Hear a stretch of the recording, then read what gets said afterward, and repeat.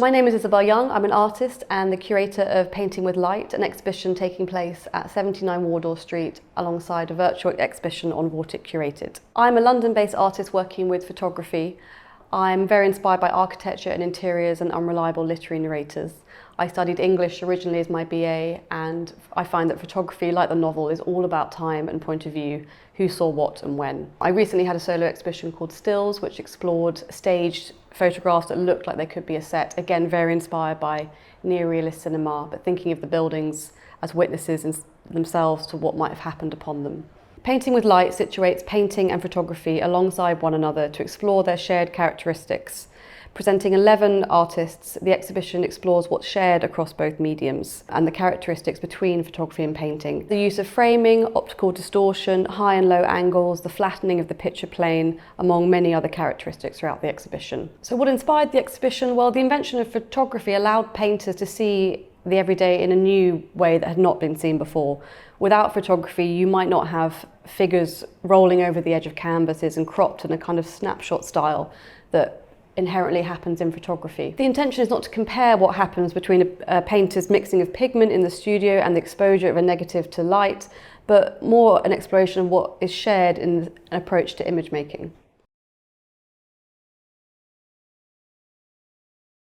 So the exhibition begins with a work by Caroline Walker, which was made during a residency at the University College London Hospital Maternity Unit in 2021. And this particular work I chose to enter the exhibition with because it depicts an ultrasound of a pregnant woman, which is such a photographic process. The body becomes a negative through which light is shone through to reveal a life within.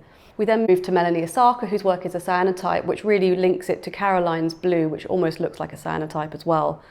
Melanie has brushed emulsion onto paper to create a photographic image, which she then exposed with her hair and hair products onto the work, which through time have changed colour. The next work is a painting by Chantal Joffe, which depicts the street photographer Vivian Meyer, and I love this work and placed it in the centre of the room as though Vivian is overlooking everyone else in the exhibition.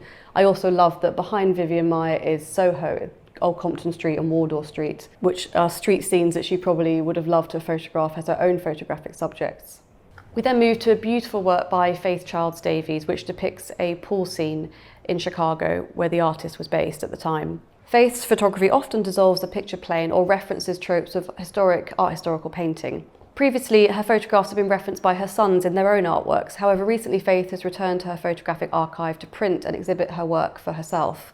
Therefore, I'm so excited to include her in the exhibition, which is her first time showing her work in London. The next work is my work in the exhibition, which depicts a dining room. As it is a very domestic interior, I installed it above the Victorian fireplace, which is an original feature of this Victorian building. My second work in the exhibition after appears to be a photograph of paintings, but these works are blank canvases. They are not yet artworks. And it felt exciting to photograph that moment before the work becomes a painting. The next work is by Daphne Talmor and is part of a series called Constructed Landscapes, where she went through her archive of medium format photographs of coastal landscapes and realised she wanted to make new pictures out of the work. So she cut up the negatives in the studio, arranges them on an enlarger and then exposes them to make a new work. And I love the detail of where the negative is cut and the orange flare comes out into the picture. The next work is by Simone Kennedy Doig and it depicts her mother, Bonnie, also in University College London Hospital. Therefore, I've placed it next to Caroline Walker's work, which also takes place in the same hospital. The work depicts Bonnie's mother having her hair brushed by Simone's sister Celeste. The exhibition then continues into a smaller room, which enters on a work by Sahara Long, which was painted during a residency curated by Katie Hessel at Palazzo Monti in Brescia. And which is where I first saw the work in November 2021 when I was living in Italy. Therefore, it's wonderful to include it in this exhibition. Sahara often references photographs of friends or family, but her work is deeply rooted in art historical painting, which really speaks for itself in the piece. The following work is by Graham Martin, which I've installed in this room in this particular location because it feels like my altarpiece wall. The work depicts Graham's husband, Carlos, descending the staircase of their home, and I love the way the light falls across the lower stairs. It's a work full of a feeling of ascension. And in the gallery, when the sun sets on Rupert Street, the light hits the work, so there's a wonderful moment of a photographic play between natural light and the actual piece. Next is a new work by James Wilde, which features a crop of a painting depicting Jesus and one of his disciples, Thomas, inspecting a wound that Jesus had inflicted while on the cross. Except James has printed the crop in black and white, which relates very strongly to composition seen in his own photography. The work is then mounted on a burgundy felt, and even though the work is black and white, the burgundy creates an illusion of colours. So this exhibition was born out of a desire to see more dialogue between the mediums of painting and photography and redress some historical imbalances between the presentation of them both. I am a photographer, but most of my influences are not photography, they are painting based because they're not photographs. I find it very helpful to look outside my medium for influence, and I'm always inspired by cinema and painting. I love the surprise of discovering who an artist was looking at for inspiration. You know, when I look around this room and this exhibition, I know who everyone was looking at. I know all these artists are looking at each other to create works within their own medium, and the works announce that themselves.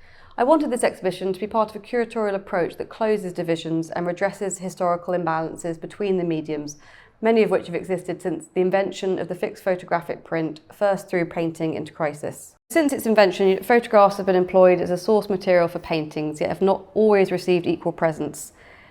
In Arthur Goldsmith's 1972 book, The Camera and Its Image, he notes, in its relationship to painting's flight from realism, photography was a catalyst and an accomplice rather than the villain. The essential element was not the actual photography, but what painters chose to do with it. A continuous interchange between painting and photography had been going on since photography's birth. Never one-sided, it always involved a complex sharing of visual ideas and techniques. By the time photography entered its modern period, towards the century's end, all parties concerned were inextricably indebted to each other, a fact that few of either viewpoint were willing to admit. My work has actually been exhibited in the virtual space before. When I was doing my MA at the Royal College of Art, another artist curated an exhibition called the Royal College of Lost Art, which was an exhibition featuring all the artworks that the Royal College of Art had lost by their students during the pandemic. In 2020, when the Royal College shut, they cleared the artist studios in a very haphazard and unprofessional manner in boxes that were unlabelled, so many works were destroyed, unsalvageable or purely lost.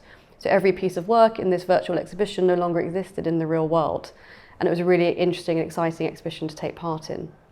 So platforms like Vortic are fantastic because they allow the exhibition to be seen by a global and international audience, and also for longer than the exhibition might have been possible in person, which is a really valuable element. So this exhibition exists both at 79 Wardour Street and on Vortic Art.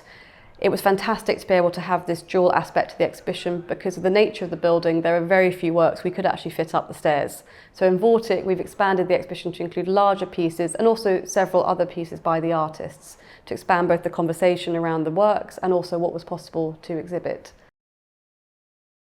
Curating the exhibition on Vortic was fantastic because often when planning an exhibition, you receive all the measurements of the work, all the details, but it's very hard to visualise what something will look to scale in relation to each other.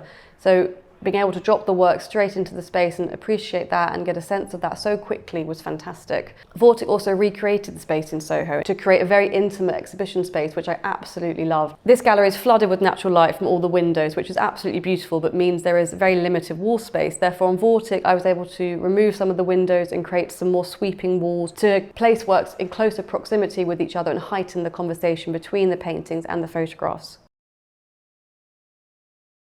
Following the exhibition I first took part in at the Royal College of Art with the Lost Art, I think it'd be amazing to see more exhibitions of artworks that no longer exist in the real world, perhaps because they've been destroyed because of environmental damage or war, so it becomes the only space where they can exist. And that was what was really thrilling about showing those works at the Royal College of Art online. Yeah, it was incredible. It felt like I'd suddenly gone on holiday to a museum in another country. I lost a sense of where I was physically and was somewhere very excited. It was brilliant, I really enjoyed it. It was amazing to see work that you wouldn't see normally alongside each other. Works that I know can't normally be loaned out or leave the country suddenly appeared. And that was really thrilling to see them in a different location. It felt like a very open space. Normally you see works in quite sort of dark spaces with kind of low ceilings, and it was a very beautiful, open way of viewing work and really seeing its scale and seeing a lot of negative space around the work. Actually created quite intimate moments with the piece.